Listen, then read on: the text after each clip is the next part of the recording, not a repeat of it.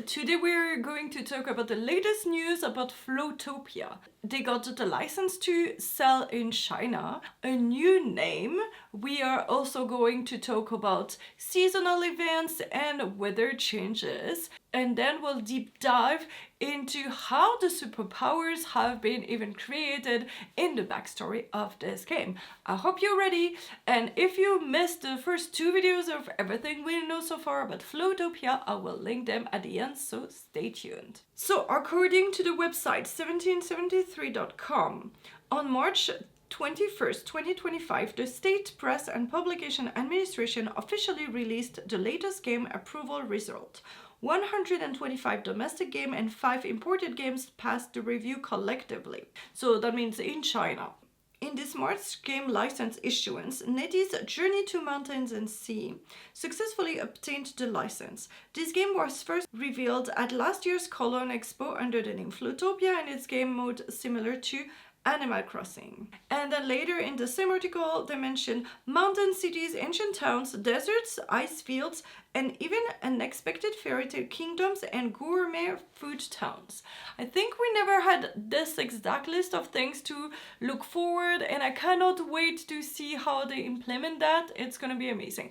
But let's go back. So you can see here on the official NPAA website, there's a list of all the games approved, and on the line number 66 you see this new name for Floatopia actually, and the fact that they received the ISBN and everything. So it's been approved, but we learned also a new name that is actually being announced on Weibo. So there's an announcement that says, the game license is in hand. We would like to take this opportunity to share with you, codename Strange Journey is officially named Mountain and Sea Journey. All the staff of the Fumeng Island service have been looking forward to. We will embark to this mountain and sea journey with you as soon as possible and wander the sea of clouds. And that was only in Chinese, and they did not mention it in Japanese and English social media.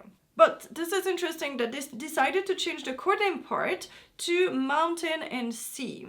And I asked ChatGPT to tell me more about that. So there's the mountain and sea symbol, and then this one means strange, fantastic, or mysterious, and the last one, journey or travel. And it told me that it's inspired by Chinese mythology, like the classic text, classics of mountains and sea. And then I mentioned that it was previously called codename Strange Journey. And so that maybe they changed the name to get a stronger connection to Chinese mythology, especially this book I mentioned.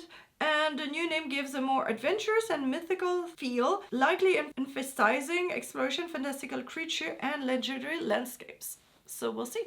Maybe the codename was just actually literal code name of the project? I'm not sure actually. But I don't think that the name in Japanese, Yume no Kompasu, Compass of Dreams, and Floatopia in English will actually change. And talking about social media, on the Chinese Weibo, they only also showed there this announcement for Happy New Year for the Chinese New Year, and on all social media, also on X in Japanese and English, they had a very cute video of Merry Christmas with some of the animals. Now let's deep dive on a website that's called mini.de. And I'm reminding you that you can find all the links to the articles that I mentioned there if you want to read the official website before I translated it. And so they're talking about Floatopia features a dynamic weather system and seasonal events that changes the game depending on season, from spring festivals to summer beaches days and autumn harvest festivals and winter snow events. The game offers plenty of opportunities to celebrate the island with others and earn special rewards. These events add variety and make the game exciting no matter the season. So it seems very typical that they would actually do something like that in any I would say game like Animal Crossing or Hello Kitty Island Adventure, things like that.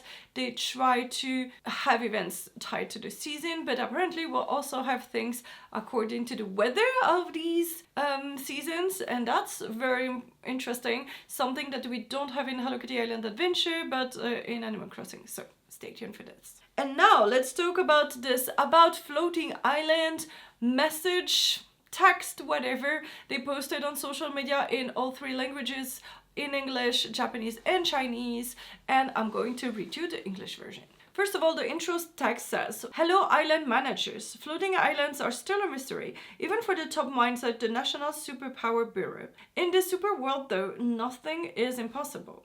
About floating islands. Welcome to a world brimming with superpowers, where anyone has the potential to become superpowered. And then we have this amazing photo.